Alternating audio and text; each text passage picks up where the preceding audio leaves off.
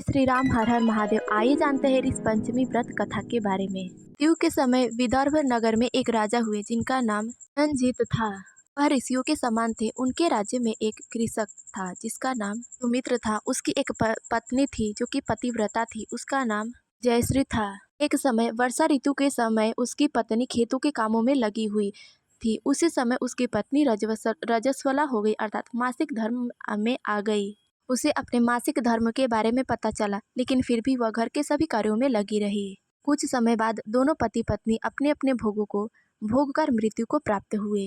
जयश्री अपने कर्मों के कारण कुतिया बनी तथा उसका पति मित्र अपनी पत्नी के संपर्क में आने के कारण, यानी कि मासिक धर्म के समय अपनी पत्नी के संपर्क में आने के कारण बैल की योनि में जन्म मिला। क्योंकि ऋतु दोष के अतिरिक्त इन दोनों का कोई अपराध नहीं था, इसी कारण दोनों को अपने पूर्व जन्म की सभी बातें याद रही। वे दोनों कुतिया और बैल यानी कि पति पत्नी अपने पुत्र के यहाँ रहने लगे, उसी शहर में। उनका पुत्र जिनका नाम सुचित्र था, वह एक धर्मात्मा व्यक्ति था। वह हमेशा साधु संतों की सेवा किया करता था। अपने पिता के श्राद्ध के दिन उसने अपने घर में ब्राह्मण भोजन के लिए नाना प्रकार के भोज्य पदार्थ बनवाए।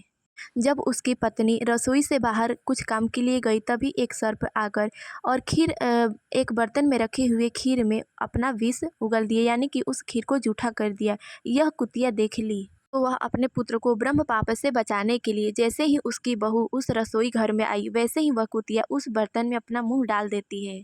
सुचित्र की पत्नी ने यह देखा तो उससे रहा न गया और वह गुस्से में आग बबूला हो गई। गुस्से में आग बबूला होने के कारण चूल्हे में जल रही लकड़ी से उठाया और उस एक लकड़ी को उठाकर कुतिया को दे मारा। बेचारी कुतिया मार खाकर इधर उधर भागने लगी और वह घर से बाहर आ गई। घर में जो भी जूठन आदि भोजन हुआ करता था, वह सुचित्र की पत्नी उस कुतिया को डाल देती थी। लेकिन उस दिन क्रोध में आकर उसने वह भोजन भी कुतिया को नहीं डाला। अतः कुतिया दिन भर भूखी प्यासी बैठी रही तथा दोबारा खीर बनाकर उसने ब्राह्मण को भोजन कराया। रात्रि के समय वह कुतिया बैल के रूप में रह रहे अपने पूर्व पति के पास गई और बोली, हे स्वामी, आज तो मैं भूख से मरी ही जा रही हूँ। वैसे तो मेरा पुत्र और मेरी बहू रोज मुझे खाना दिया करते थे, लेकिन आज उन्होंने मुझे कुछ भी नहीं डाला है। तथा उस कुतिया के द्वारा जो भी कृत्य किया गया था तथा जो भी घटना थी, वह सारी घटना अपने पूर्व पति यानी कि बैल को सुना दी। तब बैल बोला, हे भद्रे, तेरे ही कर्मों के कारण तो मैं इस योनि में आ गया हूँ। पूरा बोझा ढोते ढोते मेरी कमर टूट गई। आज मैं भी दिन भर खेतों में हल चलाता रहा। मुझे भी आज मेरे पुत्र ने भोजन नहीं दिया तथा वह मुझे आज बहुत मारा भी है। हम दोनों को इस प्रकार कष्ट देकर उसने श्राद्ध को निष्फल कर दिया है।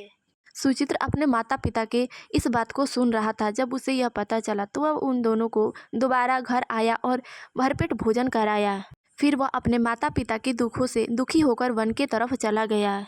वन में पहुंचकर उसने ऋषि मुनियों से प्रार्थना की और कहा, हे मुनि, मेरे माता पिता को किस कर्मों के कारण इसे नीच योनि में जन्म मिला है तथा इन दोनों को किस उपाय से इस जन्म से छुटकारा मिल सकता है, कृपा कर आप हमें उपाय बताएं। तब सर्वोत्तमा ऋषि बोले, हे पुत्र, तुम इन दोनों की मुक्ति के लिए अपने पत्नी सहित इस पंचमी का व्रत धारण करो तथा उसका सारा फल अपने माता पिता को समर्पित कर दो।